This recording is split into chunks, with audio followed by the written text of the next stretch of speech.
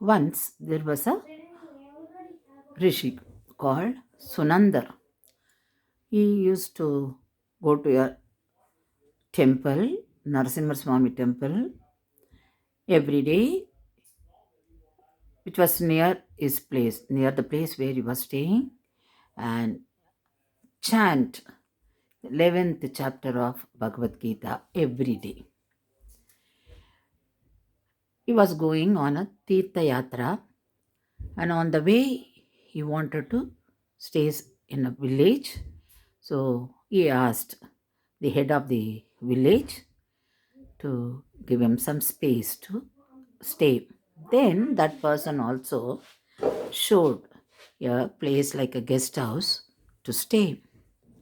And there were some more people also, the strangers also stayed there. The next day, this head of the village came to see Sunandar and he asked him, "Are you alive?" Then he was shocked. Sunandar was shocked. "Why are you asking this? Normally, we don't ask such question to anyone. We ask, how are you?" So after hearing this, he was shocked and he asked, "Why do you ask this?" Then that head of the village said, "No, normally those who stay here, they are eaten by a Rakshasa here." Sunanda was all the more shocked. He said, "Then why did you put me here? Then what happened to others?" The head of the village said, "Yes, all of them would have been eaten by the Rakshasa. This is what the Rakshasa does every day." Then what do you all do? The village head said, "Yes, I have requested the Rakshasa not to eat our own people, the people of this village. Those who are coming by this side can be eaten by you. I will show you, I will make them stay in that place. You come there and eat as you like." So, this is the arrangement made by me. Then Sunandar asked, "Don't you feel it is wrong?" Then, after some time, this village head started crying. Then the Sunandar asked him, "Why? Why are you crying?" He said, "Yes, I lost my son because of this Rakshasa. He ate my son too." So here we find the effect of our actions, the result of our actions. Then Sunandar asked, "How did it happen?" Then the village had said, "Once I was asking the people who were coming through this village who wanted to stay here. I told them to stay in this guest house. They stayed there, and I didn't know that one of them was my son's friend. My son went to see his friend without informing me. So he was also eaten by the Rakshasa. So I lost my son. So I wanted to protect my own people. I did this." And this Rakshasa said, when I asked him, "Why do you do like this?" He said, "If anyone chants 11th chapter of Bhagavad Gita can put me out of this curse." This was a curse for me. So this is one part of the story. So here what we learn is not to harm anyone, because whatever we do, it comes back to us. So here this is what happened, and we find how Bhagavad Gita 11th chapter benefits the devotees, those who chant that. Because when you chant, we definitely have faith in Bhagavan and do that. Otherwise, we don't do all that. So that is the message we get here. Then the story continues.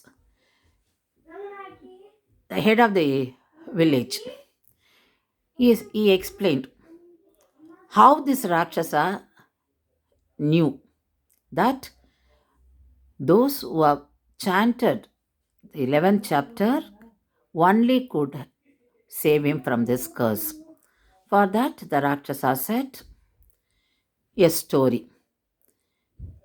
So, according to that story, there was a rishi who used to chant this 11th chapter regularly.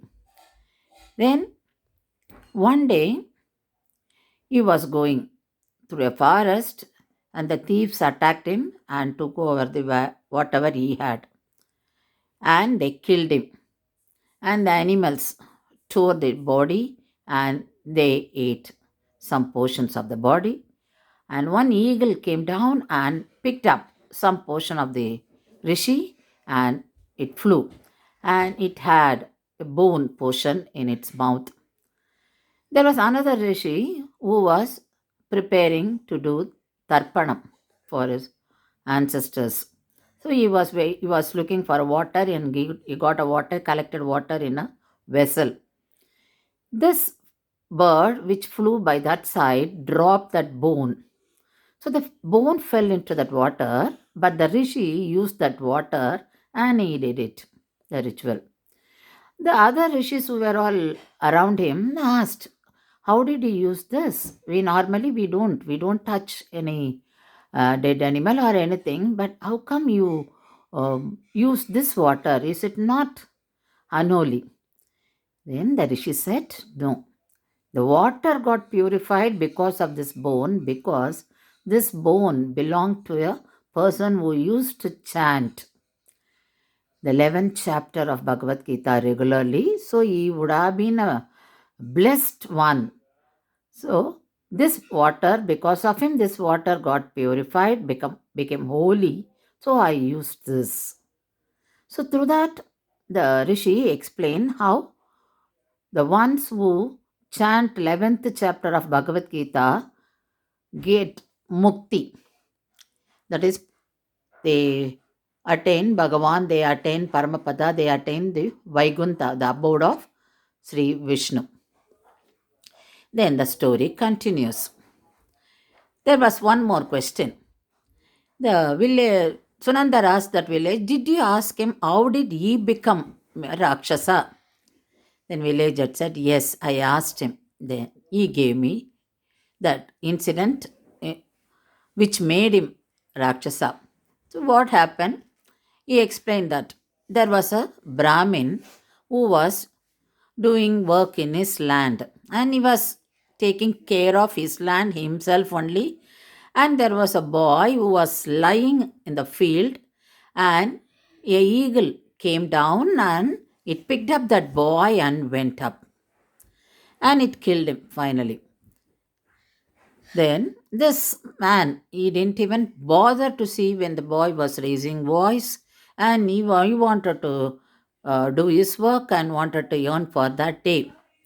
A rishi was watching all that, and that rishi cursed this Brahmin. He called him and said, you have made a blunder in your life. You made a huge crime in your life. If you had turned up, if you had paid your attention to that boy, you would have saved that boy. But you were the cause for the death of that person. So you would become a Rakshasa. So this is how that Andana become, that Brahmin become a Rakshasa. Then the Brahmin asked him, he realized his mistake and he asked for he apologized for what he did. Then the Rishi said, the one who chants 11th chapter will only give you relief from this curse. If you meet them and if they spray water on you, then because of the punya the person who chants 11th chapter acquired would save you from this curse. So till then you will be only in the form of Rakshasa. So this Rakshasa said, so this is why I am here. Then the villager said, then there is one person here, Sunandar, I will take you there. So this is what the both of them talked about Sunandar. Then the Rakshasa said, yes, he was one in that guest house. I killed the other people, but when I went near him, I couldn't do anything to him. So the Rakshasa said, yes, must be the only, he's the person who chants the 11th chapter of Bhagavad Gita. Then villager said, yes, you are right. So you can get relief from your curse from this person, the sannyasi. Then both of them went and spoke to him about it. Then Sunandar blessed him. He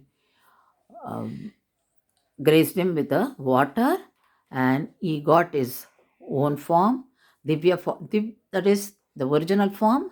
And the Rakshasa said, that is, the Rakshasa would turn into Divya Rupam. He said, I can give mukti. I will also attain mukti because of this, and I will also give mukti to the people who I killed. Then the villager said, oh, my son will also get mukti. My son will also be alive. He said, yes, I will relieve your son. Then all of them got mukti, and the son was visible for the villager. Then he called, son, come on, you come with me. Then he said, who is your son? Are you father? Who is father? Who's son? So he asked all this question. Now I don't have my body, physical body. So I have no relation. So when we have that human body only, physical body only, we have all kinds of relations. When you are in the form of Atma, you are related only to Bhagavan. So this is what said by that son, and he disappeared. So here we find the greatness of 11th chapter of Bhagavad Gita, and here, the other lesson what we learned is why he turned to be Rakshasa, because he did not help. So, Bhagavan here emphasizes on helping others. When someone is in need of help, we should help. So, that is the biggest value we gain from this. So, Bhagavad Gita gives us values, gives us lots of messages.